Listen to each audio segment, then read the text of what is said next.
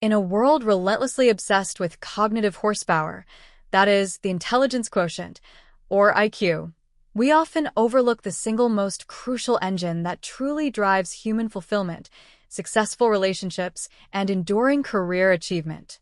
It is not merely how quickly you can process abstract information or solve a complex differential equation. It is about a deeper, more profound form of competence, how profoundly you understand and manage the fundamental human experience. Welcome back. I am your guide here at Soma and Sage, and today we are embarking on a deep psychological exploration into a concept known as emotional intelligence, frequently abbreviated as EQ or EI. Emotional intelligence is not a soft skill. It is a rigorous psychological framework that dictates how we perceive, how we control, and how we evaluate the entire spectrum of emotions, both the ones surging within us and the ones rippling through the people around us. Our goal in this lecture is to move beyond the simple definition and establish four concrete, observable signs that reveal a truly high level of EQ in practice. But before diving into these critical signs, we must first lay the foundational mechanism. The core mechanism underpinning all emotional intelligence is rooted in what psychologists call metacognition. This is a term that sounds academic, but the idea is remarkably simple and powerful. It is thinking about your thinking. A person with high EQ doesn't just have an emotional reaction. They possess the unique psychological capacity to observe that reaction almost simultaneously, as if they were watching their own mind operate from a comfortable distance. Think of your mind as having two rooms. Room 1, the experience room. This is where the initial feeling, the surge of anger, the wave of anxiety, the thrill of joy is generated. Room 2, the observation deck. This is the metacognitive space. It's the mental bandwidth to step outside the immediate, visceral experience and analyze it, question it, and manage it. This ability to go meta is the crucial prerequisite. Without this conscious separation between feeling and observing the feeling, you are simply a passenger in the turbulent vehicle of your emotions. With it, you become the astute driver. This leads us directly to our first major sign. Sign 1. High emotional granularity. The first major, observable sign of high emotional intelligence is possessing what is called high emotional granularity. Psychologist Lisa Feldman Barrett, whose pioneering research is central to this concept, often describes the difference. For a person with low emotional granularity, the world of feeling exists in primary colors. When things are bad, you simply feel bad. You might be stressed, upset, or fine. These are blanket terms that provide little data. A person with high granularity, conversely, is viewing the full spectrum of emotions, like a painter distinguishing between 24 shades of blue. They rarely, if ever, use vague, blanket terms like stressed or angry. Instead, they engage in a process called affect labeling. They correctly and precisely diagnose their inner state.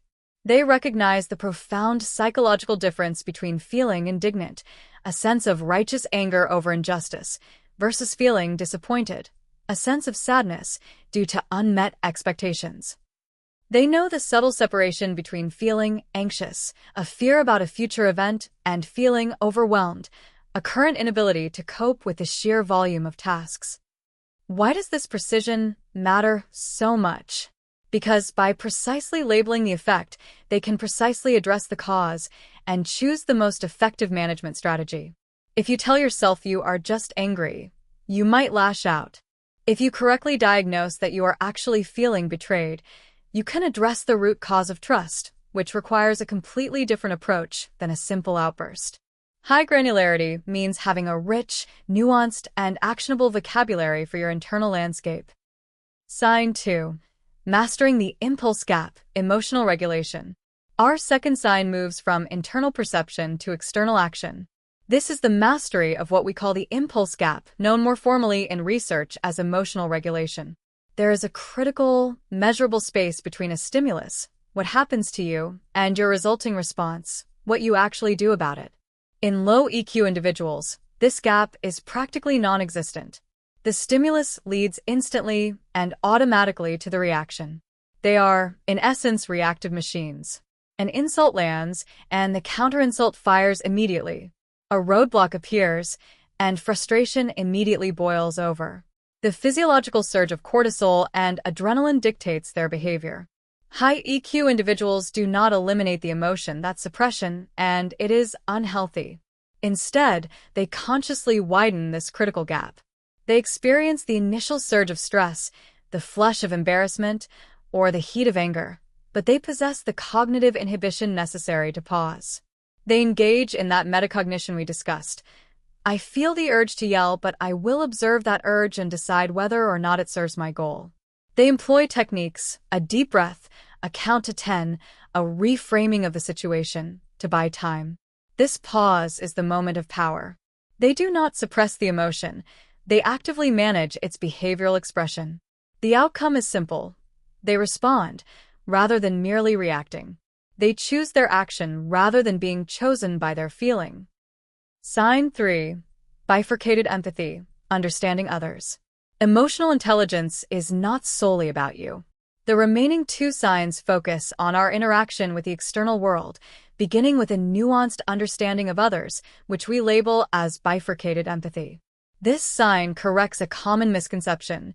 True empathy is not just feeling someone's pain. Psychologists have long differentiated between 2 distinct types of empathic ability. The high EQ person balances both. 1. Cognitive empathy. This is perspective-taking, the intellectual, almost technical ability to understand someone else's mental state, belief system, or worldview without necessarily adopting their emotions. It's being able to say, I understand why you feel this way, given your history. 2. Affective empathy. This is the capacity to vicariously feel what another person is feeling, to achieve a degree of emotional synchronicity.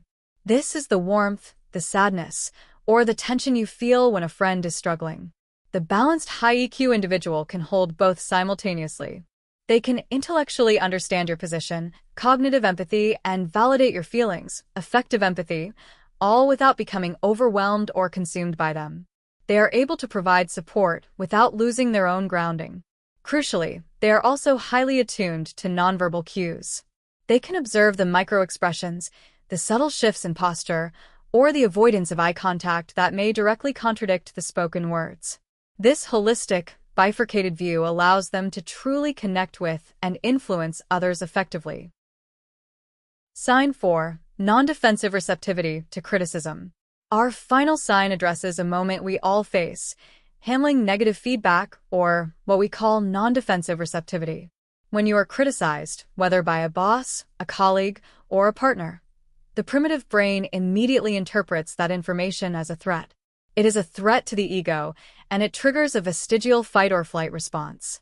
This is the root of defensiveness, arguing, excusing, deflecting blame, or shutting down entirely. Highly emotionally intelligent people exhibit significantly lower ego defensiveness. Why? They operate with what psychologists refer to as an internal locus of control. This means they fundamentally believe that they are the primary drivers of their own growth, development, and improvement. Therefore, they view negative feedback not as a personal attack on their identity, but as necessary data for adaptation. They can deliberately separate their fundamental self-worth from their immediate performance. The criticism applies to the behavior or the result, not to the immutable person. This internal framing allows them to process the feedback objectively, extract the valuable insight, and discard the noise, all without the emotional cost of feeling attacked. They see the critique as a roadmap, not a verdict. To briefly recap, we have established 4 defining signs of high emotional intelligence. High emotional granularity, precise labeling of internal states.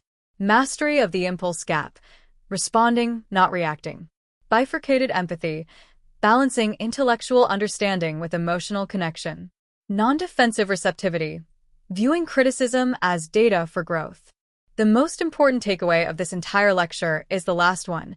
These are not inherent personality traits, fixed at birth. Thanks to the profound mechanism of neuroplasticity, emotional intelligence is a flexible, trainable skill set. By consistently practicing metacognition, By committing to becoming a meticulous student of your own responses, your own emotional vocabulary, and your own impulses, you can fundamentally upgrade your psychological operating system. Start small. The next time you feel a negative emotion, don't just say, "I'm stressed." Pause, use your metacognitive lens, and ask yourself, what exactly is this? Is it frustration? Is it uncertainty? Is it resentment? In that moment of precision, you begin the essential work of raising your EQ. Thank you for listening to Soma and Sage.